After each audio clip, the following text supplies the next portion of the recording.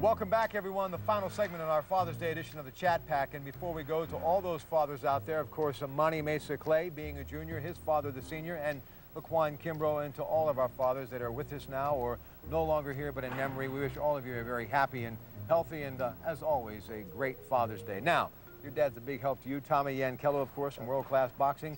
He'll be here on July the 7th, as so many great fighters will. But, you know, I got to tell you, the other night, what a great card they had here. What a great, great card they had here. Oh, definitely. It was a tremendous card. I mean, you've seen all great fights. I don't think there's a better era right now in boxing since the 40s and the 50s. I mean, this era right here is the best since the 40s and the 50s. I mean, we got great prospects coming up, and you're going to see great fights. You're going to see great boxing. It's really good with the lighter weights, too. We've got some unbelievable young fighters coming up in the lighter weights. For so long, it was just the heavyweights got all the glory, but you've got now some of the cream of the crop are all coming from those lighter weights. Mayweather, De La Hoya, and they're just, it looks like a good group that we've got coming up to fill their shoes, too. That's right. We got Monty Mesa Clay and Laquan Kimbrough. I mean, we got two great stars on the rise, I believe. You know, I think that these two guys are going to be tremendous fighters to watch over the next 10 years. I mean, you got Sugar Ray Robinson, Sugar Ray Leonard, Marvin Hagler, and Jake LaMotta, and those two guys, their styles are different. And they're great for each other in the gym, and they're great for the fans. I mean, you got two guys to follow with two different styles, and I think you have, you know, certain fans and certain boxing fans like each style a different way. You know, I mean, so there's some people that really like what Monty does, and there's a lot of people like what Laquan does. But I think everybody that watches them appreciates them for how talented and how good they are. Tommy, with the exposure that these young guys are getting, and with the kind of shows that you're really able to help us put on with class people, do you start to see a greater interest in young kids in boxing right now? Are you seeing some activity that makes you think that, hey, maybe what we're on here in Western Pennsylvania is going to really grow?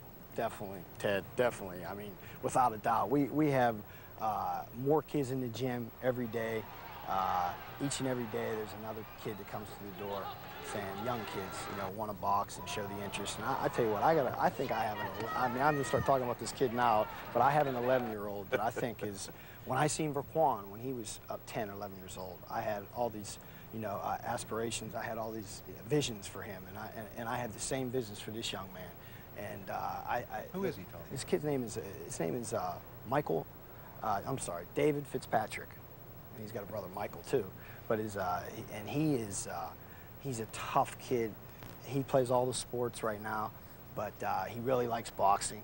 And I tell you what, you know, I'm saying it right now, this is another kid I see at 11 years old that I feel that I can bring and do what I've done with Laquan and bring him right up the ladder, winning national championships. I mean, he's only been boxing for maybe 6 months, 7 months, but he's on a 3-year, I'd say a 2-year level. I mean, this kid's a tremendous 11-year-old boxer. Speaking of Laquan, in our final minute before we go, July 7th, this will be the fight of this young man's career to this point, right? Definitely. I mean, Laquan is getting better each and every day, and I just feel that, you know, when you see him on the 7th and you see him fight a 10-round fight, that's when you're going to see the best of Laquan. I mean, Laquan is in the gym, you know, regularly being able to spar 8 to 9 to 10 rounds. You know, I don't push him a lot, those kind of rounds right now, because I don't want to burn him out. He's still young. Right. But every once in a while, I give him a little tease, and I let to see if he can really handle those 8 to 10 rounds in the gym. And he handles it with flying colors. And when you see the best of Laquan in sparring is the 7th, 8th, 9th, and 10th round. That's when he's at his best. He needs to be a little bit more enthusiastic, don't you think? Tommy Yankello, thank you, Tom. Good to see you. Ted Arnaud.